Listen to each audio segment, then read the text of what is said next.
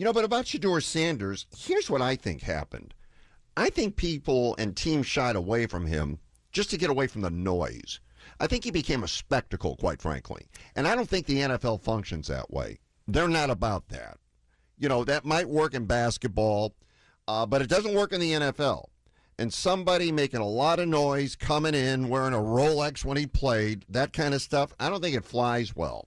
And maybe from a Rams perspective, they looked at it and said, we don't need this headache. I mean, I don't care how good he is. How good could he be given the noise he's making?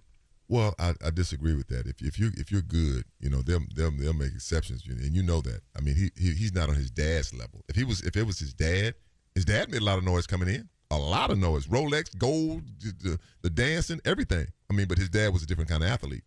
I just feel like, and I'll tell you this much here, what I heard from someone that's in the NFL, that the NFL told other, don't draft him, do not draft him. We're gonna make an example out of him. And this came from a very good source, And he said that, I won't say who, somebody called the Cleveland Browns and said, don't do that. Draft really? him. Yep, draft him. Don't do that. Because they weren't going to draft him either. They weren't going to draft him.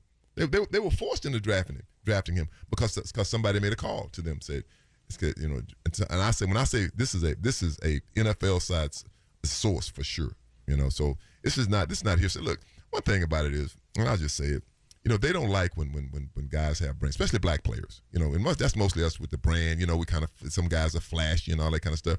They don't like that. This kid, Fred, I don't think you knew this. He had already made $17 million from a car deal that he already signed. A car deal. He had $17 million already for that. Then he had another 14, I think, from a was it a shoe, Nike or some shoe deal. So he was good with money-wise, but I know he wants to play in the National Football League for sure. So how does he do that? I mean, Cleveland picked him. I find it fascinating, Eric. You're saying somebody even called the Browns and said, don't do that. Yeah, somebody called the Browns and said, so what was the objective? He doesn't get picked? He's an undrafted free agent? That's exactly what's going to happen. They were going to have him, he was not going to get drafted, to basically show you this is what happens when you do this.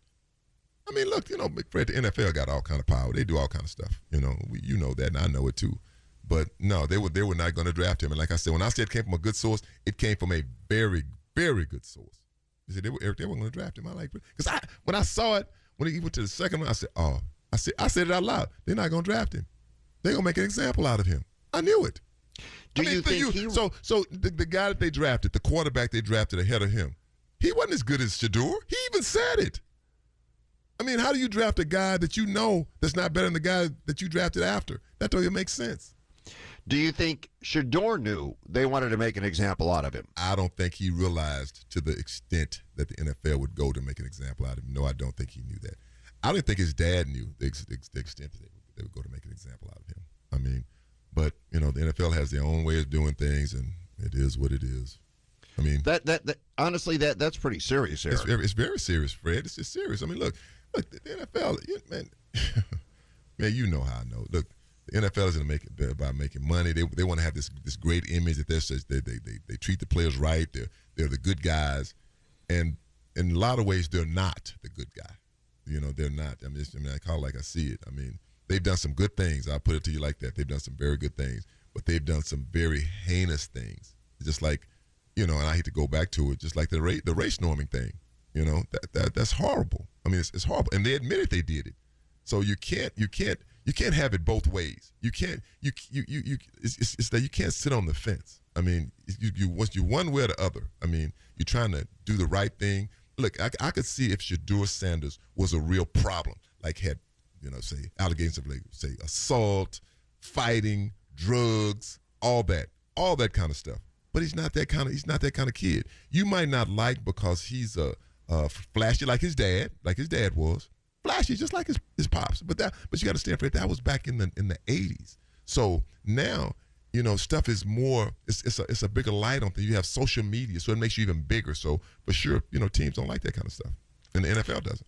Yeah, and maybe his dad was flashy, no question. And maybe teams are looking at it like not for our quarterback though. You're going to bring a lot of attention to us, unwanted attention. We're going to have to deal with the fact that you're not playing. You're going to become the story, and we don't want that. Yeah, I mean, I can understand that too. But you know what it comes down to, Fred? Winning football games. We don't care if you want to wear a donkey head, coming to the stadium. If we winning, we good with it. Put that donkey head on again. If we winning. Eric, it's interesting when you talk about this because, and we've kind of touched on it in the past, of all the leagues, NFL players have it the worst, and they get hit the most. Oh my gosh! The funny thing is, I just talked to some basketball players. I did an interview with I can't think of the show. The basketball players. I can't think of the name of the show. He played for the Lakers. Gosh. Anyway, I can't think of the name of the show. I did it last week, and he asked me. He said, "Eric," he said, "Let me ask you a question. What is y'all's pension like?" I said, "It's a joke." I said, "Let me ask you this. Do y'all have health care?" He said, "Yeah, we have health care for the rest of our lives. Our kids have health care till they're 27 years. I think 27 years old." I'm like, "Wow, yeah, full health care." I said, "We have no health care. Like me, when I retired, I had no health care. I had to pay for my health care." I said, "Right now in the NFL, the kids have health care until up to after 5 years after they retire. So if you retired 30, you got to 35. Now, Fred, are you gonna start having problems at 35? Now think about that. No, you're not. You're gonna start having problems later in life. I mean, our Players Association is a joke. You saw what just happened with Lloyd Howell.